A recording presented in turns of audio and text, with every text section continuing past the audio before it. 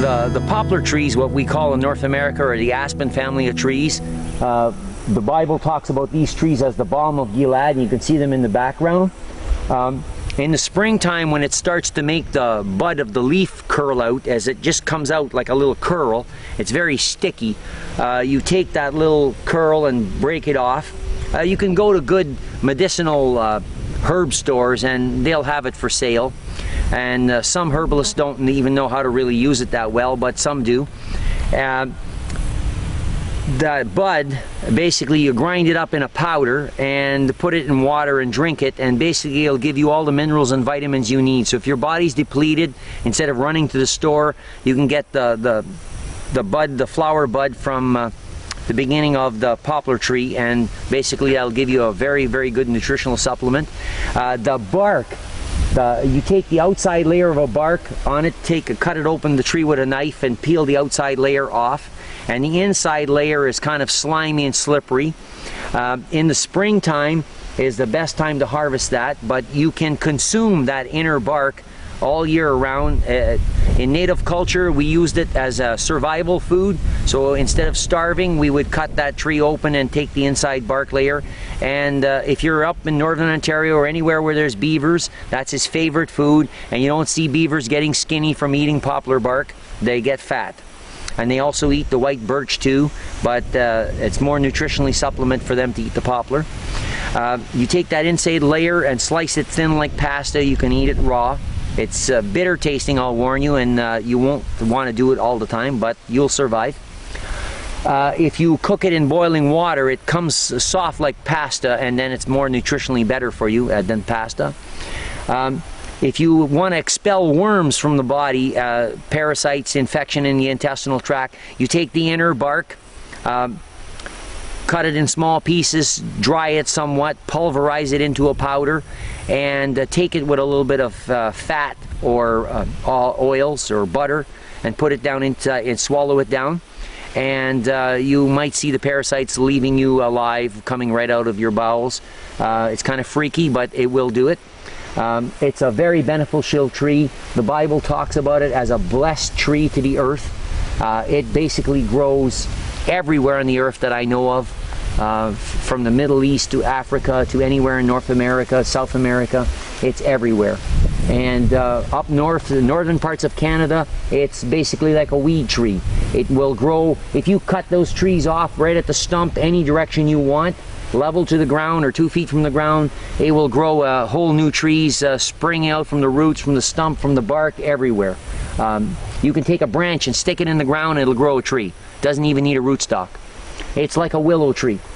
Willow tree does the same thing. The weeping willows that we have in the background way down there, the big giant weeping willows, those trees, you can just stick the branch in the ground and they will grow.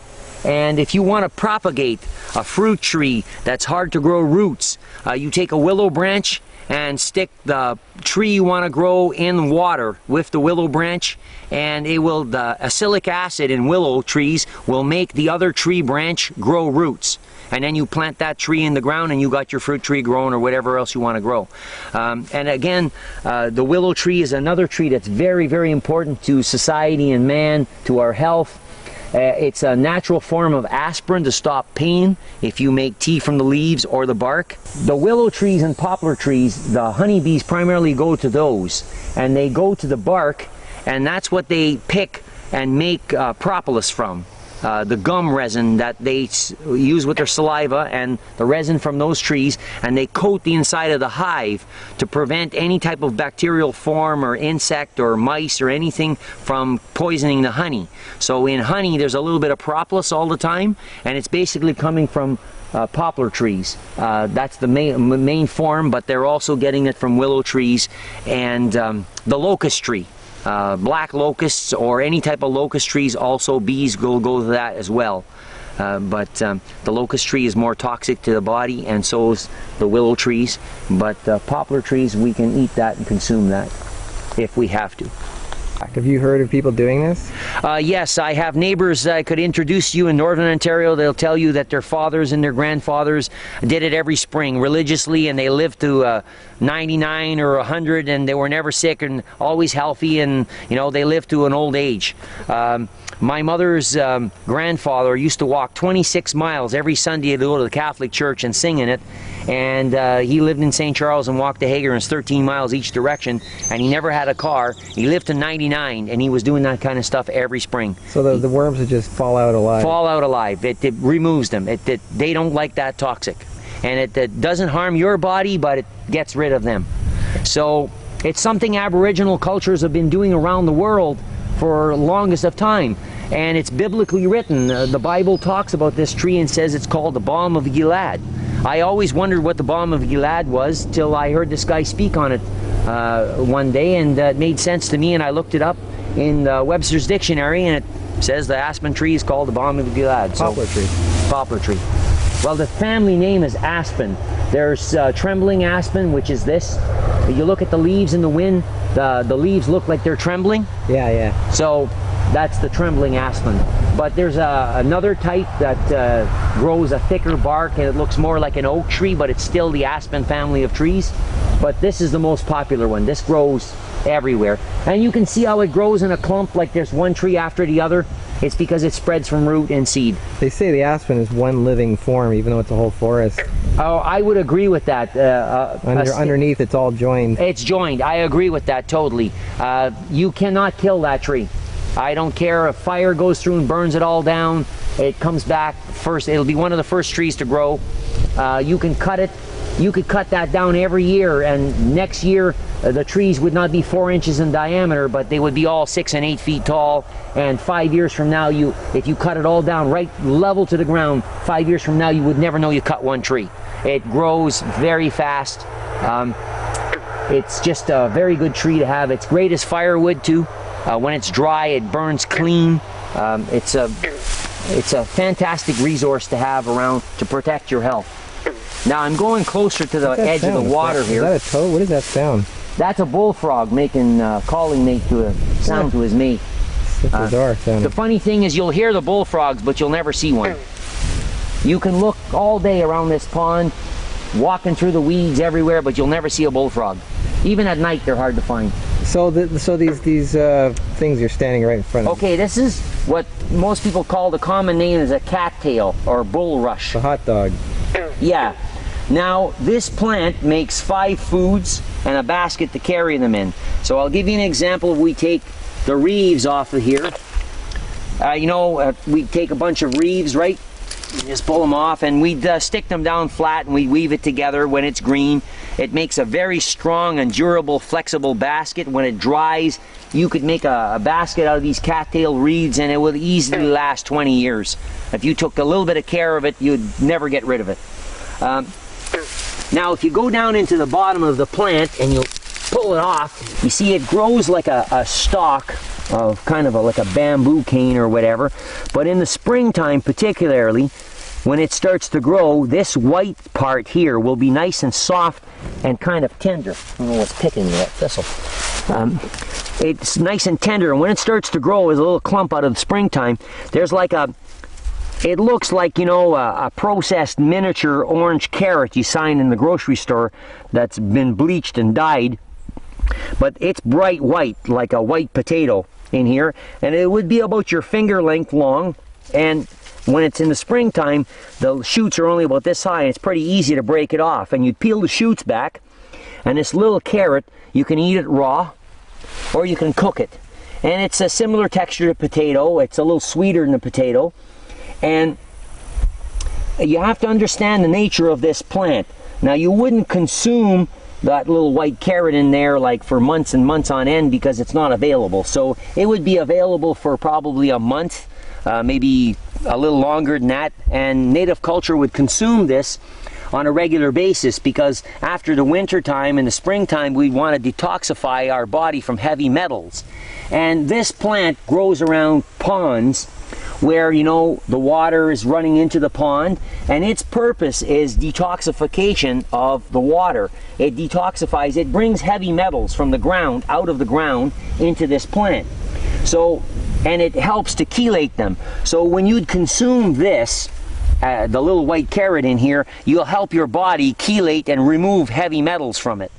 Now, the green shoots, when they're small in the springtime, they can be eaten fresh, just eaten like salad, or they can be cooked in a stir fry like spinach. And then when the plant first grows its little cattail here, probably in May, when this first forms, it will be a little smaller than this, and if you can notice in here with the camera, you can see like there's a greenish tinge to this. It's starting to turn brown now. So when it's completely green, you'd snip it off here, break it off or cut it off, and throw it in boiling water and let it boil, and put a little butter and salt on it, and it tastes like corn, like sweet corn, and it's actually probably more nutritious than corn. So you can eat that hot dog type thing. Oh, you can eat this hot dog. It's like a hard fur, the density of corn, and you chew that off when it was cooked. And you can see, as I'm scratching it, see how green it is, right? Now we're in the beginning of August here. This will start to get more furry and more like a seed, that you can spread it apart and break it off. Yeah, I can't find any handy now because it's so. Is it ready to eat now, or? No. Now it's past its prime to eat it cooked and boiled as like a corn. So as a brown little plant now, you'd wait till say September and October when you start to get frost, and this will stay on the plant. Even all the leaves will die, and the cattail will stay on the stem all winter.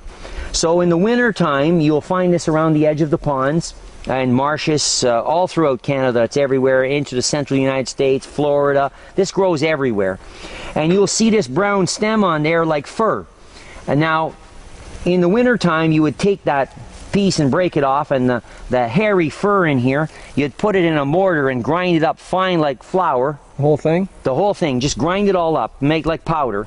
And you can also do the same thing by digging the root out of the ground, but the root's very hard to dig out. You need a shovel or a pick, and there's a mangled root in there you would peel like a potato, and it's basically a big ball of white starch, very high in starch. And you could do the same thing with the root, where you could take and peel it all off, dry it out, grind it up like powder, and you can make flatbread from it. That has been done. And you can do the same thing with this all year round, like from basically September to May. And you'll see in around May, when it starts to get a little to the point where you can't use it much anymore, the red-winged blackbirds and sparrows and different birds use it for nesting material. They'll take it all apart and they'll line their nests with it. But all through the winter, you have a source of making bread with this thing. Now, it's not a tasty bread, but it will keep you alive, very healthy. You got to cook it, flat bread, you know, a little water, and so you use it as a flour. You'd use it as a flour, totally. Grind it up and make it flour from it. And like I said, there's 5 foods from this: the root, the little carrot, the stem, the green corn, the leaves of spinach, and the leaves make a basket. So Mother Nature, in its wisdom, created a plant that helps detoxify water, detoxify the water in our bodies, and gave us 5 foods and a basket to carry them in. And 99% of the Earth's population don't even use it to make baskets anymore, never mind eat it.